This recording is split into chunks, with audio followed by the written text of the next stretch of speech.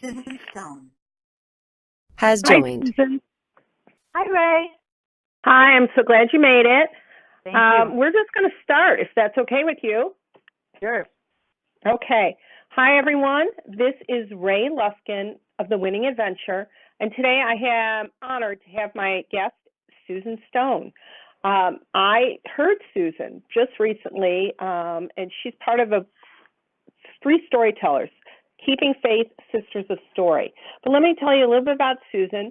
She's a storyteller, a teaching artist. She's traveled all over the country, as well as Poland.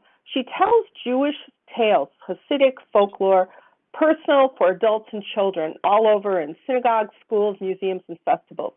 She has 2 CDs under her belt, and she's a former adjunct faculty at National Louis University, where she was teaching storytelling, and she's the founder and co-director of the Evanston Public Library Storytelling Festival, which is coming up October 6th and 8th, which Susan will tell you more about.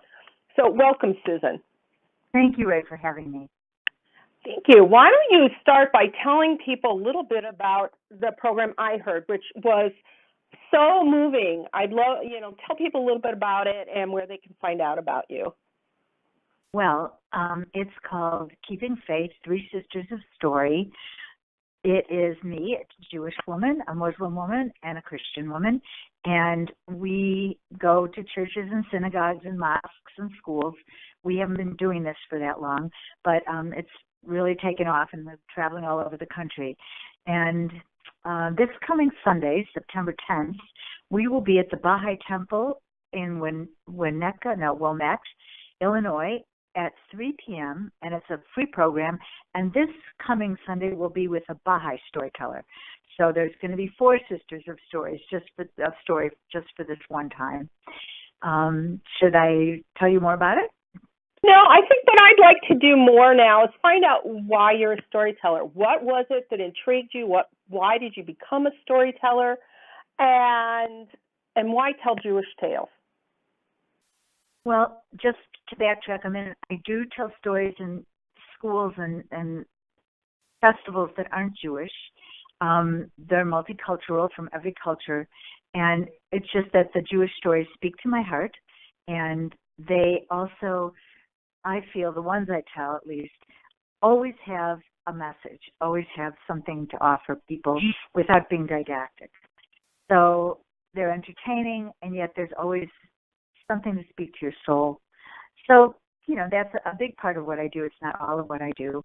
I became a storyteller because I was a theater person and a drama teacher. I did creative drama and children's theater, and someone asked me to tell stories, and I did, and the rest is history. It's a way to use what I have to offer to the world, my talent, but also my feeling that it makes the world a better place by the stories I choose. So I love that. Yeah, thank you. I was wondering if you would share if you could share one of your favorite stories and use, the dialect that you do, because I found that fascinating, and it was just so compelling when I heard you speak. If there's a favorite story that you could share. Okay, well, I'll make it a short one. It's probably one that I know you didn't hear at the time when we were doing Three Sisters of Story. Let me think a minute. There was once a rabbi named Rabbi. Let me backtrack. He was called the Dubner Maggid. A Maggid is a storyteller, a preacher, and he was a rabbi who traveled around enlightening people. He lived in the 18th century in Poland, and he was from the town of Dubno. So he was walking along the banks of a river explaining a certain point of Jewish tradition to one of his students, when the student stopped and said, "Rabbi, tell me, how do you always know the right story to explain the subject being discussed?" The rabbi said, "I'll answer you with a story. A nobleman once sent his son to a military academy. The young man excelled at many things, but the sport in which he excelled at was shooting bullseyes. In fact, he won many awards. Time passed. The young man got on his horse. He went back to his town, and along the way, he stopped in many small towns, and he saw on the side of a barn someone had drawn 100 circles. and in the center of each was a bullet hole. The young man stopped his horse and said, "Who has done this? Even I could not do that. 100 bullseyes?" Now it happened that a little boy was passing by, and he looked up at the young man on the horse, and he said, "Oh, that's just Nara, Tom Fool." "I don't care who it is," said the young man. "I must meet him and shake his hand." "Oh, you don't understand," said the little boy. "Nar doesn't draw the circles and then shoot. He shoots first and then draws the circles." "And so it is with me," said the young man.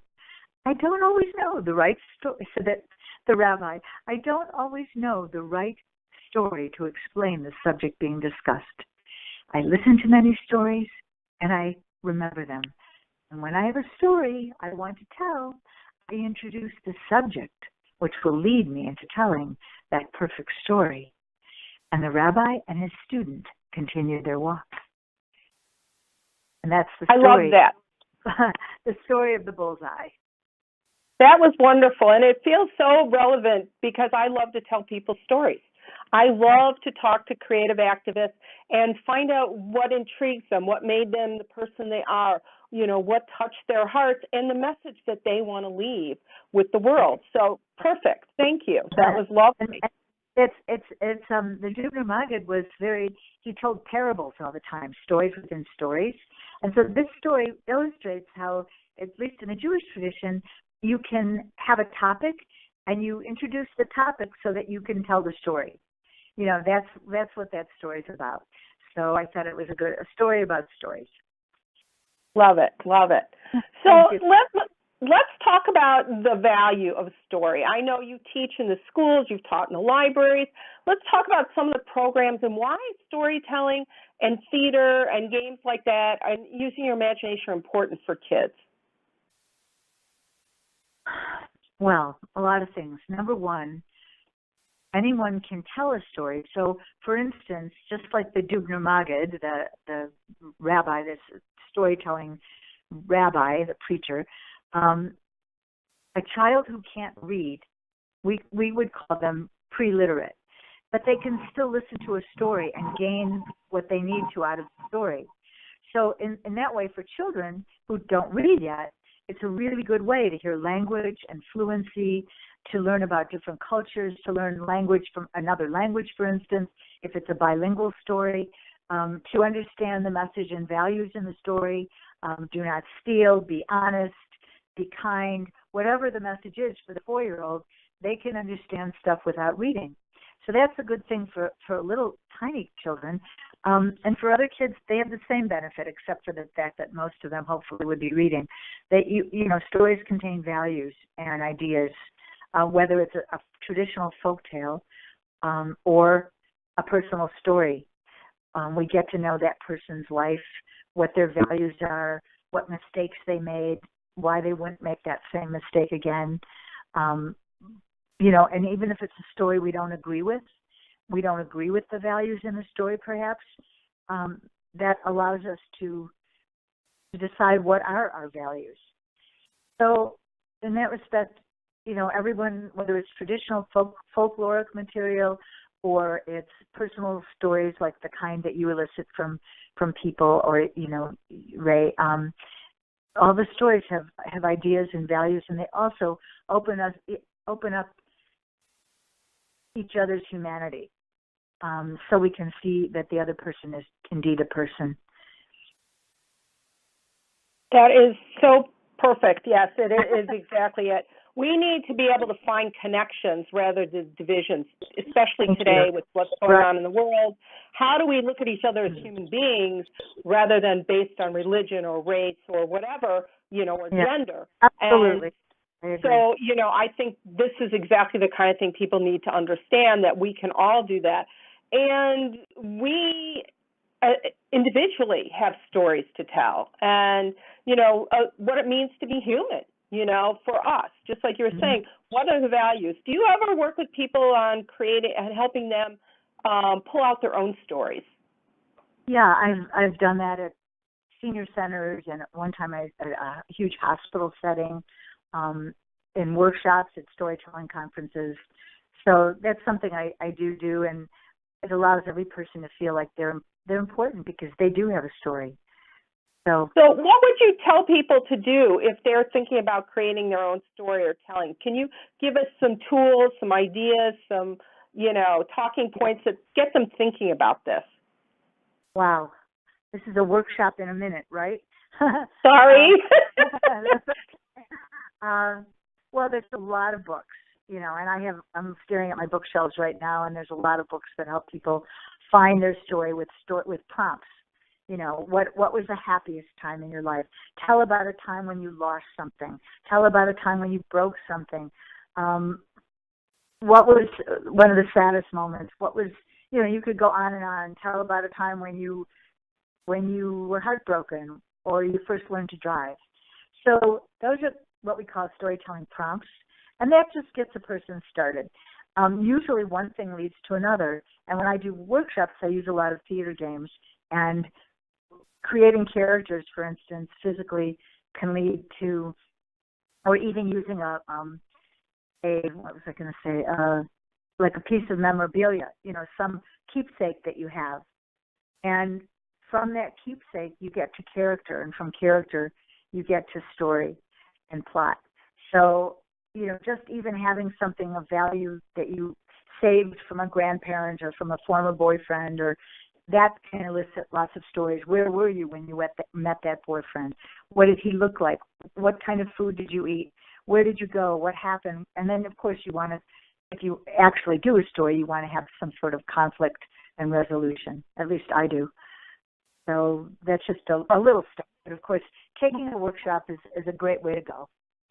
I agree with you. And I do that the same way. I work with people on finding their creative voice. And I use a lot of prompts as well, some of the words you use, but also I use actual creative activities, so pull out a picture of somebody or 3 different ages. What were you doing? What were you feeling? How did that feel to you? Or bring something, an object, or draw something that you think is ugly. Well, why do you think that's ugly? And then you build on all those things. So I totally, so we're very synergistic in that. It's very much, mine is a combination of writing and art-based activities. So I'm always talking about, imagine, writing a note to your younger self, start with a timeline, what were you doing at 5 that meant this, and that where were you most courageous at, age 12 or whatever it is. And then we do a lot of storytelling because I think we need to sensorize it. And then again, I will have people create collages,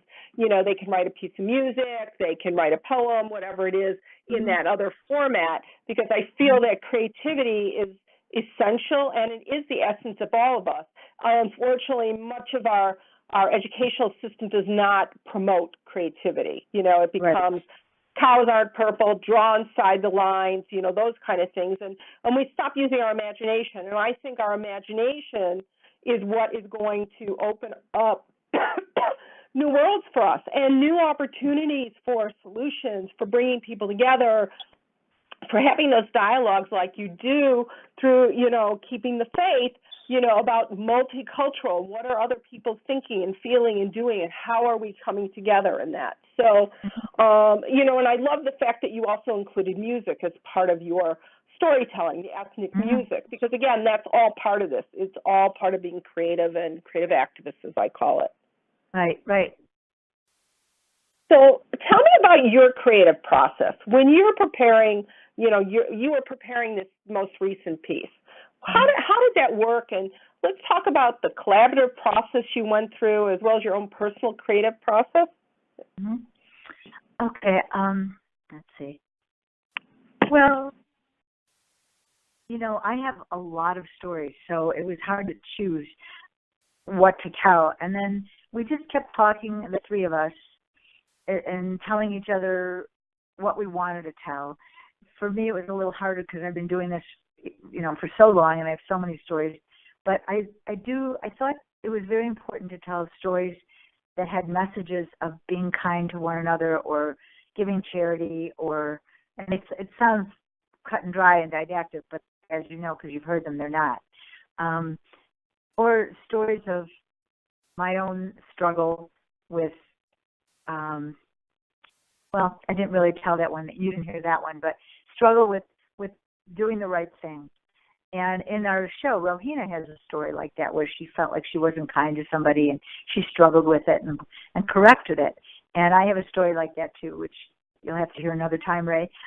But, stories where you tell these stories about being, doing the right thing and being kind and compassionate and open-hearted and seeing the other as someone just as important as yourself.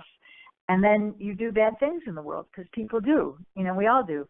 And so then how do you rectify it? And how do you keep working on it in a way that you won't keep making the same mistakes? So I'm off the track here, but you asked me about my creative process.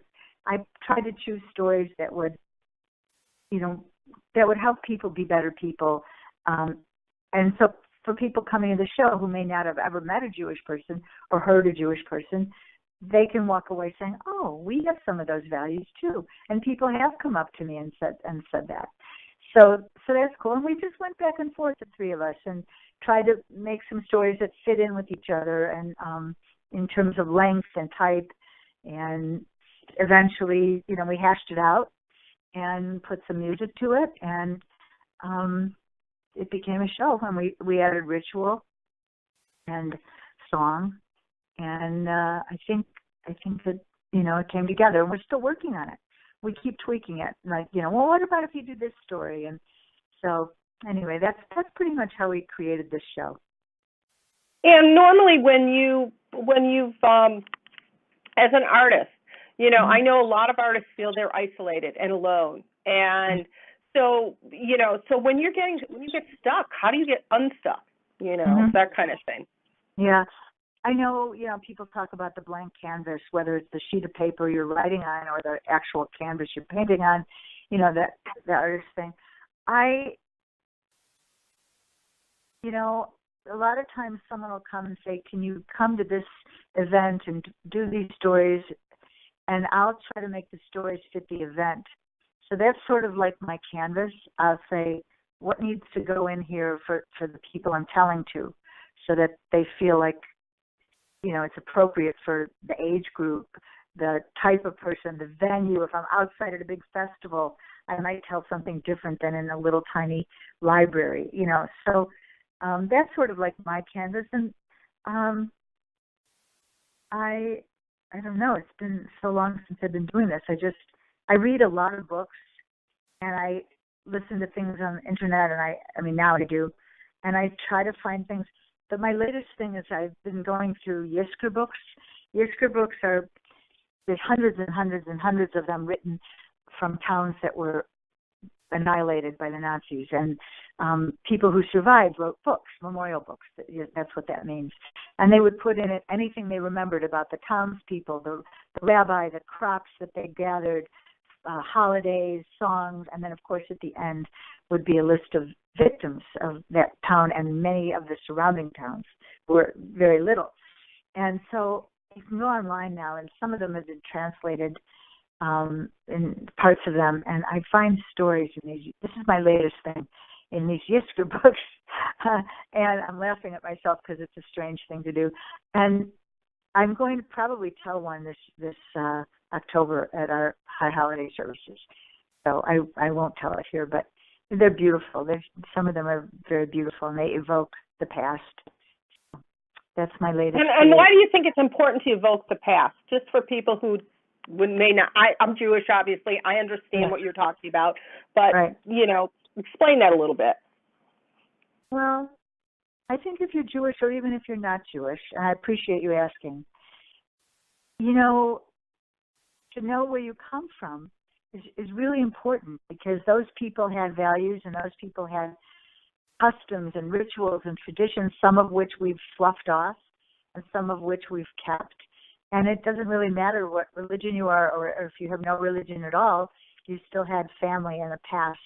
And to me, I don't know, somehow I live in that world a little bit for me. I don't know exactly why, but I think... Did you lose family in the Holocaust? Yeah, of course. Most people did. Believe it or not, I didn't. If you would have asked me this 25 years ago, I would have said no. But since then, as a genealogist, I've dug up, so to speak, a lot of family, and I found out like, my grandmother's siblings, for instance. No one ever talked about them. And recently I found out about them. So, I found out second and third cousins who perished, including a great-grandmother's brother's brother. Just in the last year, I'm still finding relatives. So most people, even if they say they didn't have anyone, they probably, if they came here in the 20th century, there was probably some distant cousins hanging around. So it's pretty hard not to be. Anyway, I hope I'm not off the subject here. No, but I think it's important for people to know. Okay. Again, when you say we have to learn from the past, because I think those are some of the things that are coming up, especially around, the anti-Semitism, anti-Muslim, work that's going on, anti-Hispanic. Because what did we learn from the past? Those are the questions that are being raised today, and so I think it's really relevant, that we talk about that. I appreciate that. I didn't know if I was going off the subject here, but because look what just happened in Charlottesville, and all over the country. And so I think if we can learn each other's stories and hear them and appreciate, and not just, traditional folkloric material, but and the stories in the year school books talk about towns that were no more. And why are they no more? Because there was anti-Semitism, and people didn't allow refugees to come into their countries, et cetera, the same thing that's going on right now. So I'm also, I should tell you, Ray, which I didn't think I'd tell you, I'm a docent, a tour guide at the Illinois Holocaust Museum and Education Center in Skokie, Illinois. And if anyone's listening to this, which I hope they are, it's in Skokie, and it's the third largest one in the country. It's got really, really good exhibits, and right now even has a temporary exhibit about a rock and roll icon who is also a Holocaust survivor. So check it out, Illinois Holocaust Museum in Skokie. And that means, every so often I get to lead a tour and help people, and especially school groups, come and understand that we all have to be upstanders and not bystanders. I love that. Thank you. I'm so glad you went there, because that's why I do what I do, because we need to have these conversations. And I think creative people have a different way of approaching it. And that's why I wrote my first book, The Creative Activists Make the World Better, One Person, One Action at a Time. And I continue to interview people, because everybody's got a story of overcoming, of challenges, of things that need to be heard, so that we can shine a light on difficult subjects, we can open up conversations, and that people know they're not alone. And so I feel that this is what it's all about. And artists, I feel, have a duty almost to do that. And when they don't, when they keep it all to themselves and their stories and their ideas in whatever format that is, there's a million ways to share your story, whether it's dance or, theater or whatever it is. And if we don't share those ideas, we are hurting each other, that I keep trying to imagine a world where we all shared our one unique calling or story, and what that would do to open up the lives of other people and know that they are not the only one. So how many of us in the world feel like I'm the only one who had this happen to me, or this or that, or, and have experienced it. And yet there are so many people who want to share those stories. Right. Absolutely. I appreciate what you do, Ray. I appreciate that. So thank you for doing what you do. Thank you. Yeah. So the more I meet interesting people and I attend great events like what you had, it was perfect. It was like, it fed my soul in so many levels. I'm so it glad really did. And I was like, I had tears in my eyes, at the last story. And it was like, oh, my God, when she said I found my voice on 9/11, I was like, the tears were just pouring down my face. That's what it's supposed to do. That's what art does. That's what creativity does. And so I am so excited, because I got to meet you first today and share and talk, and then I'm meeting both your other ladies and going to be interviewing them as well, because each one in their own right is doing different things. So let's talk about how people can talk a little bit about your CDs and how people can find them. And then I have one last question. So Sure. Okay, real quick. I have 2 CDs of Jewish Stories for Children, which won several awards, and you can, go on my website, I suppose, and find them that way and email me, and that would be the best thing to do. So, and my email's on my website, which is www.susanstone-storyteller-.com. And you can get my emails from there and email me, and I'll send you a CD. And you can see them on my website, too, and read about them. Yeah, okay, that's great. And I'm going to be talking to you because I definitely want to send one to my grandkids. They've been studying Hebrew and everything else, and they are totally into this, and they read every story that comes out of the Federation Book Service, whatever, the stories about lackeys and this and that. So it's going to be perfect. I know. Oh, great. Great Okay, gift for them. great.